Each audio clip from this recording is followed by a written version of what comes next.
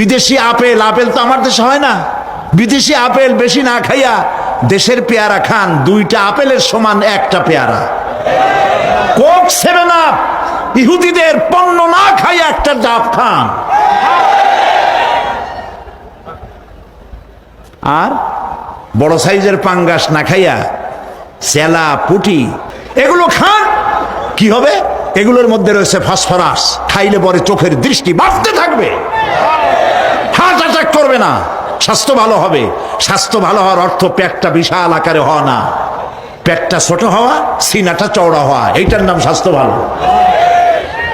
সেই জন্য আল্লাহ রাব্বুল আলামিন এই পৃথিবীতে মানুষগুলিকে সুন্দর করে সৃষ্টি করে তার খাওয়া, চলা ফেরা, ওঠা বসা সব কিছুকে একটি নিয়মতান্ত্রিক পদ্ধতিতে পরিচালিত করেছেন। এটা বুঝলে পরে কল্যাণ, না বুঝলে অকল্যাণ।